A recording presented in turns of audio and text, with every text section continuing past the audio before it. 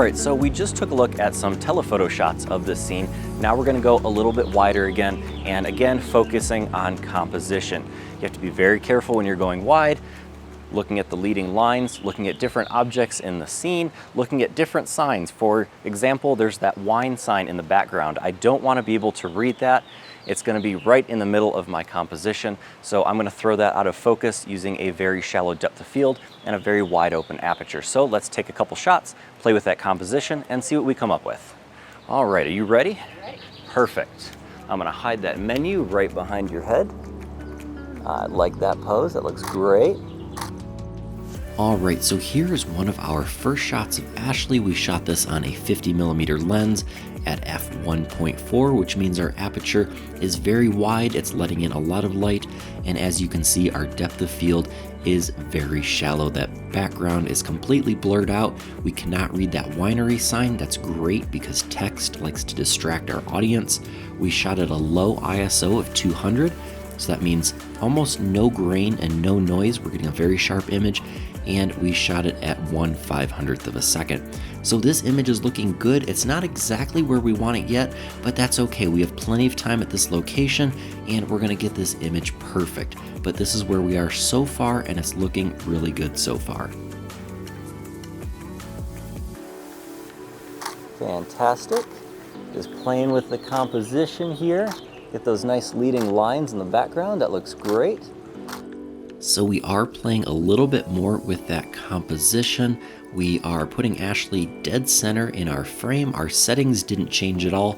Our exposure is still looking good. We have that very nice soft light on Ashley, and I'm starting to play with some of these leading lines. You want to be careful. You don't really want any lines going through your subject's head, but with our extremely shallow depth of field using f1.8, the background lines are really not that distracting, and I'm really liking the images, the color palette, and everything so far.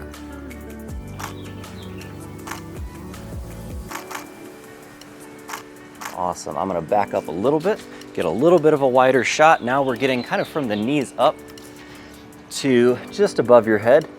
That looks great. Fantastic.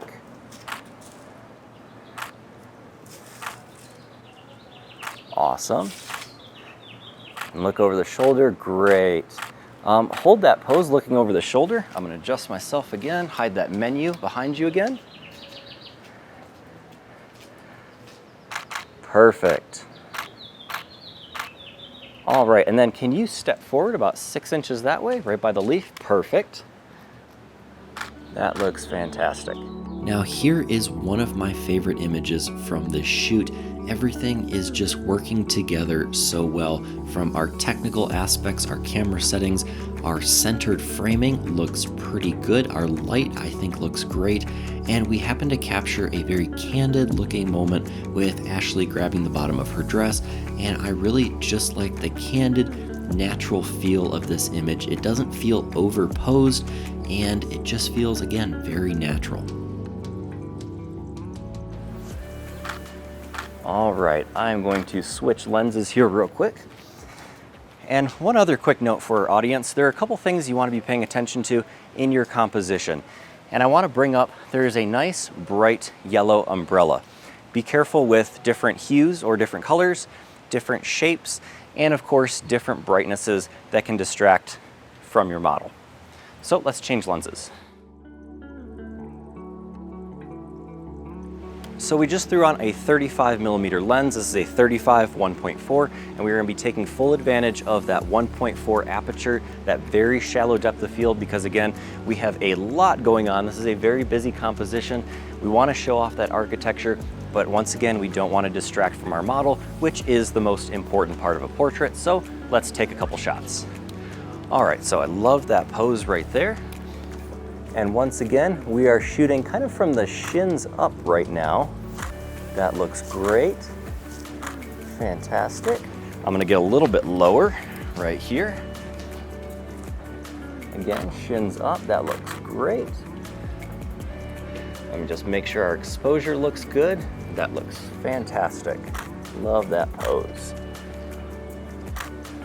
And again, I'm hiding that menu right behind you. Awesome. Love it.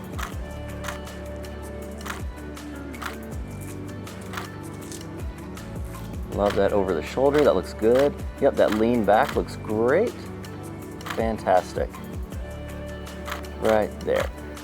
All right, let's take a look at a couple of these shots.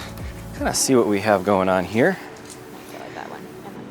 So once again, yeah, I love the pose. We're playing with that mixture of the curves and then the straight architecture and that very shallow depth of field, and obviously hiding that menu right there behind you. That's lovely. I love these. So I think that looks pretty good. Yeah, I love the lines. Let's try a couple more, just do a little bit wider. I'd like to get your whole head to toe, and we'll see what we come up with. I really like these. Yes. All right, and then once again, these are full body, head to toe. Great. So here's one of my other favorite shots. I really love the curve that Ashley makes juxtaposed with the straight lines that the building makes. And again, you can see our depth of field is still very shallow. We're shooting on a 35mm prime, and yes, with a wide angle lens, you can absolutely get a shallow depth of field. That's because we are fairly close to our subject. Our subject is quite a ways away from our background, and again, we're using that very wide open aperture.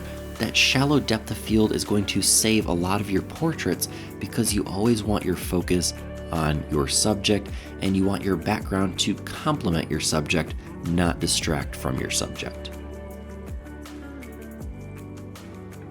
And just before we left the location, we packed up all of our camera gear and we decided to pull the umbrella out of the bag and take a couple more snapshots of Ashley, and I absolutely love the way these turned out. I think these two images are my absolute favorite from this location at the winery.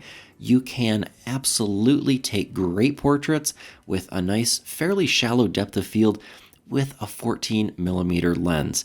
It can be super wide, you just have to work with your background. As you can see, all of the leading lines lead right to Ashley. Our environment complements our subject fits very well color-wise, shape, composition with our background, and I think this turned out absolutely awesome. And as you might notice, Ashley is in the very center of the frame, so we are not getting any sort of lens distortion, and I think this just came out great. I think this is a great example of an environmental portrait where Ashley and the environment are working very well together to tell a great little story. It's a very natural pose. Again, the hand on the dress, the umbrella, and we are at this winery restaurant walking through town, and I'm really happy with the way this turned out. So just to summarize what we learned here at the winery, we can absolutely shoot portraits at 14mm, and you'll notice the wider I shoot, the more I move my subject towards the center of the composition to avoid any sort of strange distortion. We wouldn't want Ashley's head or arms or legs to be stretched out towards the edge of the frame and look silly. So especially with the 14mm, I have Ashley right in the center of the frame and it looks very natural. Remember to keep shooting, keep getting those candid, natural poses. Sometimes that ends up being between two planned poses, and just keep shooting, keep communicating with your model. Take a second to show your model some of the images that you're shooting so they can get a good understanding of how their poses are working so far, what the composition looks like, what lenses you're using, and almost every single time showing your model some of your images that you've created so far will get them super excited to take more photos. So let's move on to our next location.